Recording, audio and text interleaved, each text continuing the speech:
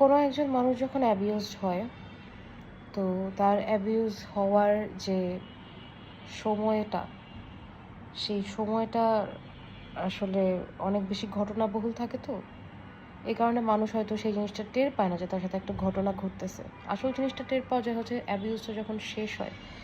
অ্যাবিউজটা শেষ হওয়ার পরে মানুষ আসলে জিনিসটার সাথে কীভাবে ডিল করে অ্যাবিউজের সাথে, এবং এরপরে তার ডিফেন্স মেকানিজম কী হবে, তার ডেইলি লাইফটা কী হবে, সেটা অনেকখানি আসলে মানে চেঞ্জ হয়ে যায় আর কি। তো মানে কথা হচ্ছে যে একটা মানুষের মানে অ্যাবিউজ যখন সে হইতে থাকে, তখনের থেকেও বেশি অ্যাবিউজড হয় যখন সে অ্যাবিউজের পরে আফটার লাইফে যায়। কারণ তার পক্ষে তো মানে এই জিনিসগুলা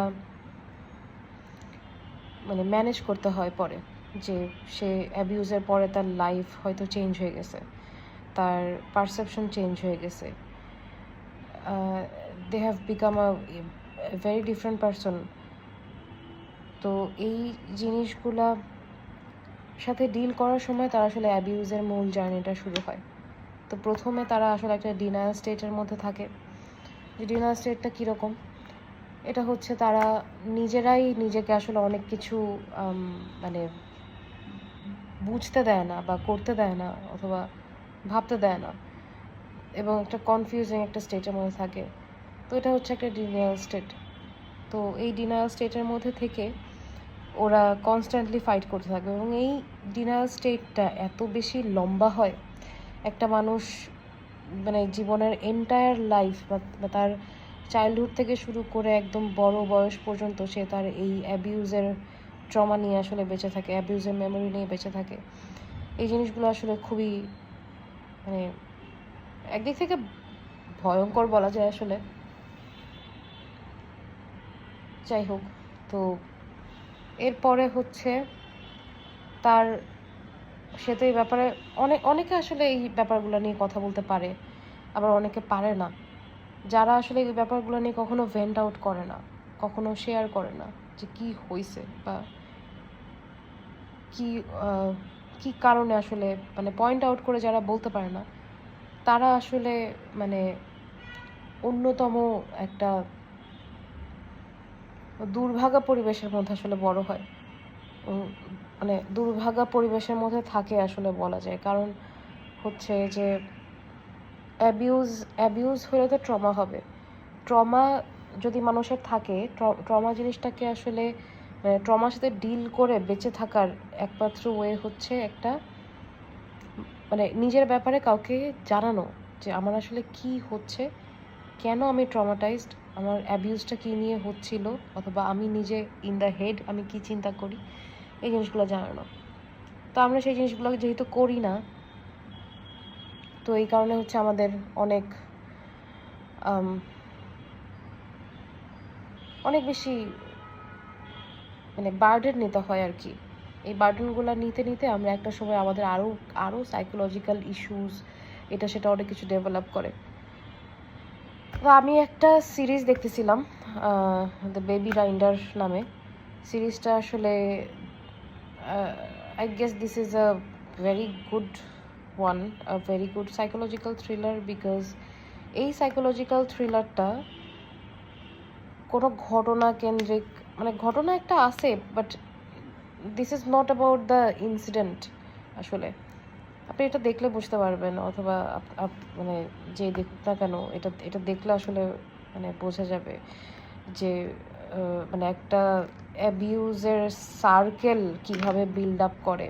একটা যে স্টোরিটা লিখছে সে আসলে মানে পুরা একটা অ্যাবিউজের একটা সার্কেল আসলে ডেভেলপ করে, স্টোরি ডেভেলপ করে, ক্যারেক্টারদেরকে সেই সার্কেলের মধ্যে ঢুকায় তারপরে সে জিনিসটাকে স্ট্যাবলিশ করছে একটা স্টোরি হিসাবে। তো নর্মালি আমরা এই ধরনের সাইকোলজিক্যাল বা ফিজিক্যাল বা সেক্সুয়াল অ্যাবিউজকে আমরা আসলে অনেক বেশি কমপ্লেক্সভাবে দেখি। মানে আমরা কখনো বলতে পারি না, মানে যেমন আপনি হচ্ছে মানে একটা রেপকে হচ্ছে আপনি রেপ বলতে পারবেন, অথবা একটা মানে কোনো একটা ম্যানিপুলেশনকে আপনি না, একটা রেপকে আপনি রেপ বলতে পারবেন না, আপনাকে একটা মানুষ মারধর করতেছে কয়েকজন মিলে, সেটাকে আপনি মারধর বলতে পারবেন, ফিজিক্যাল অ্যাবিউজ বলতে পারবেন। আবার কেউ একজন হয়তো মানে সেক্সুয়ালি অ্যাবিউজ করতেছে, সেটাকে আপনি সেক্সুয়াল অ্যাবিউজ বলতে পারবেন। বা ভায়োলেন্স দেখাচ্ছে মানে ফ্যামিলির মধ্যে, সেটাকে আপনি ভায়োলেন্স বলতে পারবেন। কিন্তু যেই বিষয়গুলো আমাদের সাথে হয়, যে manipulative sexual offence, manipulative sexual abuse, সেই জিনিসগুলোকে আমরা আসলে কোনো একটা স্টোরি বা কোনো একটা কিছুর মধ্যে দিয়ে আমরা আসলে কীভাবে মানে এই স্টোরিটাকে সাজাবো, এটা তো এক্সপ্লেন করাটাও কঠিন। কারণ ম্যানিপুলেশনের সময় কি থাকে, ম্যানিপুলেশনের সময় যে ভিকটিমটা থাকে তার ওইখানে মানে রেগুলার সেই অ্যাবিউজারের সাথে আসলে তার একটা যোগাযোগ থাকে বা খুবই ভালো বন্ধুত্বপূর্ণ একটা সম্পর্ক থাকে। তো এই কারণে আপনি আসলে কখনো বলতেও পারবেন না যে এই অ্যাবিউজারটা কোনো একভাবে তাকে আসলে পুরোপুরি ম্যানিপুলেট করছে, কারণ এটা অন্যান্য মানুষের কাছে বলার কোনো স্কোপ নাই তো, কারণ এটা তো সে বিশ্বাস করবে না, কারণ তাকে তো মানে ভিকটিম নিজেই তো তাকে সেই স্কোপটা দিচ্ছে। তো এই সাইকোলজিক্যাল থ্রিলারটা হচ্ছে যে they try to talk about the manipulative abuse আর কি, যে এখানে তেমন কোনো মানে ডিরেক্ট কোনো অ্যাবিউজ না, এটা সাইকোলজিক্যাল থ্রিলারের মধ্যে আসলে যেরকম হয় যে হয়তো ডিরেক্টলি ডিপ্রেশন, এংজাইটি, হাবি জাবি এগুলো সব কিছু নিয়ে আসছে। This is not about that either. এটা হচ্ছে একটা আপনার মাইন্ডে চলতে থাকা একটা কমপ্লেক্স একটা সিনারিও, যেটার মেমোরি আপনাকে হন্ট করে, যেটার মেমোরি মানে যেই ঘটনাটা আসলে আপনি হয়তো বুঝায় বলতে চান কিন্তু বলতে পারেন না, এটা নিয়ে একটা বানানো একটা সিরিজ। এটা 7 এপিসোডের একটা সিরিজ, একবার দেখলেই শেষ হয়ে যাবে, মানে যেহেতু লিমিটেড সিরিজ আর কি। তা আমার কাছে মনে হয় এটা সবার একবার হইলে মানে সবার না আসলে, আমার কাছে মনে হয় বিশেষ করে এই মানে এই জেনারেশনের যে মানুষ আছে, যারা আমরা হচ্ছে যেই সাইকোলজিক্যাল ইস্যুগুলো নিয়ে আসলে ফেস করি বা যেই মানে যে মেন্টাল স্টেটটা নিয়ে আমরা ফেস করি, সেই তাদের এই জিনিসটা দেখা উচিত খুবই জরুরিভাবে। ওকে, বাই বাই, কে যেন আসছে।